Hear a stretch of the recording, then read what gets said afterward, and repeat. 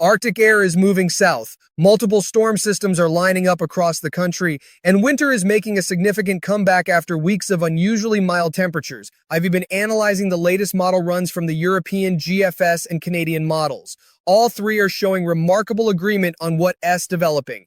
That level of consensus at this range gives us high confidence in the forecast. Let me walk you through what we're seeing. Right now, we have a strong high-pressure system building over central Canada.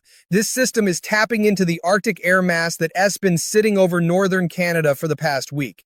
As this high pressure strengthens and moves southward, it's going to funnel that cold air straight down into the United States. We're talking about a significant temperature drop, not just a few degrees. We're looking at temperatures 15 to 25 degrees below normal across a large portion of the country. The National Weather Service updated their 7-day forecast this morning at 6 a.m. Eastern Time. They highlighting the potential for widespread winter weather impacts from the southern plains all the way to New England. This is a multi-day event, not a quick hit. The pattern is setting up for sustained cold and multiple rounds of precipitation. Let us start with the current situation. As of this morning, temperatures across the south and southeast are running 10 to 15 degrees above normal. Cities like Atlanta, Birmingham, and Nashville are seeing temperatures in the 60s. That's about to change dramatically. By Monday night, those same cities will be struggling to reach the 30s during the day. That is a 40-degree temperature swing in less than 72 hours. The first piece of this puzzle is the storm system currently developing over the southern Rockies. This low-pressure system is pulling moisture up from the Gulf of Mexico. As it moves northeast over the next 48 hours, it is going to interact with the Arctic cold front that's pushing south. When warm, moist air collides with cold, dense air, you get precipitation. In this case, we're looking at a transition zone that will bring rain, freezing rain, sleet, and snow depending on your location. The GFS model from this morning's S12Z run shows this system moving through Texas and Oklahoma on Saturday night into Sunday morning. Initial precipitation will start as rain across central and eastern Texas. But as the cold air wraps around behind the system, we'll see a transition to sleet and freezing rain across the Red River Valley. Northern Oklahoma and southern Kansas could see snow accumulations of 3 to 6 inches by Sunday afternoon. The European model is slightly slower with the timing, but shows a similar track. It brings the heaviest precipitation through the region about 6 to 12 hours later than the GFS. Either way, we're looking at significant winter weather impacts for the southern plains Saturday night through Monday morning. Now let's talk about the upper Midwest and Great Lakes. This is where things get particularly interesting. The Arctic high pressure is going to settle right over the Dakotas and Minnesota early next week. When you get a strong high pressure system like this, the winds circulate clockwise around it. That means winds will be coming out of the north and northwest across the Great Lakes region. If you live near Lake Superior, Lake Michigan, or Lake Huron, you know what northwesterly winds mean in winter: lake effect snow. And we're resetting up for potentially significant lake effect snow bands Monday through Wednesday.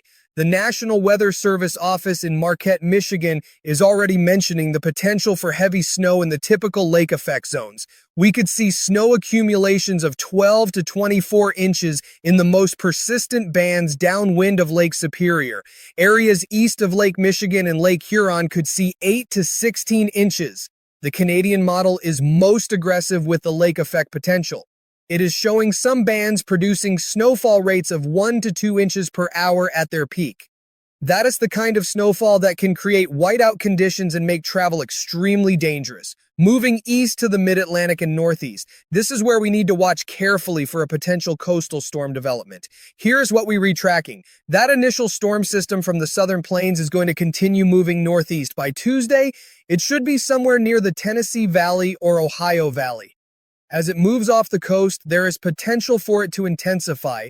The GFS model shows this storm moving off the Delmarva Peninsula Tuesday night and then rapidly strengthening off the coast of New Jersey and Long Island Wednesday morning. If this scenario plays out, we could see significant snowfall across parts of Pennsylvania, New York, and New England. The European model is less aggressive. It keeps the storm further south and weaker. That would mean less impact for the major northeast cities. This is where forecast uncertainty comes in. At 5 days out, we can see the potential, but the exact track makes all the difference. A storm that stays 50 miles further south dumps heavy snow on Philadelphia and New York City. A storm that tracks 50 miles further north brings mainly rain to the coast, with snow confined to interior areas.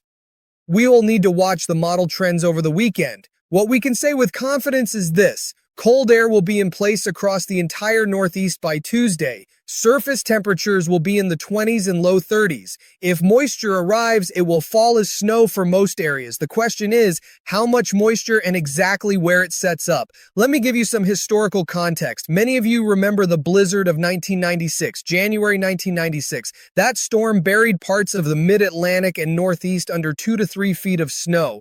The pattern we're seeing now has some similarities: strong Arctic high pressure, multiple storm systems, a blocking pattern in the North Atlantic that slows everything down. We're not forecasting a repeat of 96, but the atmospheric setup is from the same family of patterns. The difference is scale. In 96, everything lined up perfectly. The timing, the track, the cold air, the moisture. Right now, we have good cold air, we have storm systems, but the exact phasing and timing isn't quite as locked in. That's why we were talking about the potential for significant snow rather than guaranteeing it.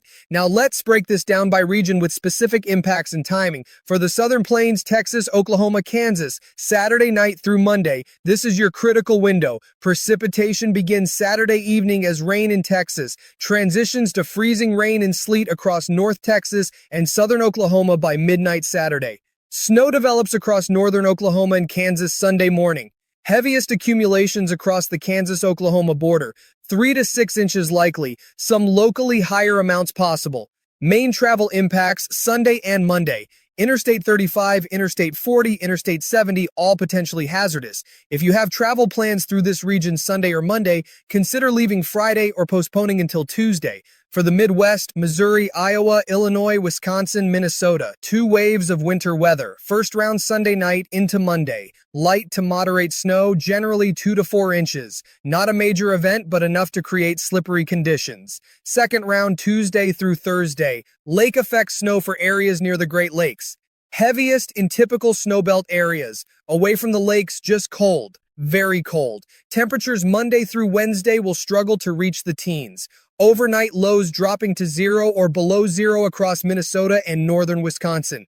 Wind chills potentially 20 to 30 below 0. That's dangerous cold. Exposed skin can get frostbite in 10 to 15 minutes. Limit outdoor exposure. Great Lakes snowbelt areas. Michigan's Upper Peninsula, Northwest Lower Michigan, Northeast Ohio, Western New York. Monday through Thursday. Persistent lake effect snow bands. Accumulations highly dependent on exact band placement. If you under a persistent band, 12 to 24 inches possible. If you're just outside the band, maybe 3 to 6 inches. This is typical lake effect uncertainty. Stay updated with your local National Weather Service office. They'll have the best handle on band positioning. For the Mid-Atlantic, Virginia, Maryland, Delaware, Pennsylvania, New Jersey, Tuesday night through Thursday, this is the coastal storm time frame. Right now, the forecast range goes from a few inches to potentially over a foot depending on storm track. I know that's a wide range. That's the honest forecast at this distance. By Sunday, we'll have much better clarity. What we know for certain is temperatures will support snow. Daytime highs Tuesday and Wednesday in the upper 20s to low 30s. Overnight lows in the teens and low 20s. Any precipitation that falls will be snow except possibly right along the immediate coast. If you're in the Interstate 95 corridor from Richmond to Philadelphia to New York, pay close attention to forecast updates this weekend. This has the potential to be the first significant snowfall of the winter for many of these cities, but it also has the potential to stay offshore and miss the major cities entirely. Check back Sunday evening for a much more specific forecast. For New England, Massachusetts, Connecticut, Rhode Island, Vermont, New Hampshire, Maine, Wednesday through Friday. Similar story to the Mid-Atlantic, coastal storm potential. If it develops and tracks as the GFS suggests, heavy snow is possible. Interior New England, you are in the favored zone, regardless of exact storm track. The Worcester Hills, Berkshires, Green Mountains, White Mountains should see accumulating snow Wednesday night into Thursday. Amounts depend on storm intensity, could range from 4 to 8 inches up to 12 to 18 inches in the higher terrain. Coastal areas, you on the edge. The difference between 8 inches and 2 inches comes down to storm track. Boston could see anything from a coating to 6 inches. Portland, Maine could see 3 to 8 inches. It's too early for specifics. What's not uncertain is the cold. Temperatures Thursday and Friday will be in the 20s during the day, teens at night. That's solid winter cold. Now let's just talk about preparation. This is important regardless of where you live. If you are in an area expecting snow, don't wait until the last minute. Many of you already know this, but it bears repeating. Get your snow removal equipment ready now. Check your snowblower. Make sure it starts. Fresh gas. Change the oil if needed. Check your shovels. If you need salt or sand, get it this weekend. Once the snow starts, stores sell out quickly. For your vehicle, make sure you have an emergency kit. Blanket, flashlight, extra batteries, some non-perishable food, water. A bag of sand or cat litter in the trunk adds weight for traction and can help if you get stuck. Many of you have used this trick for years. It works. Costs $3 or $4. Could save you hours of frustration. Check your tires. Tread depth matters in snow and ice. If your tires are worn, this might be the time to replace them. At minimum, check your tire pressure. Cold weather reduces pressure. You might need to add air. For those in areas expecting extreme cold, check your heating system. Make sure it's working properly. Have a backup plan if your primary heat source fails. Know where your water shutoffs are. Frozen pipes are a real risk when temperatures drop below zero for extended periods.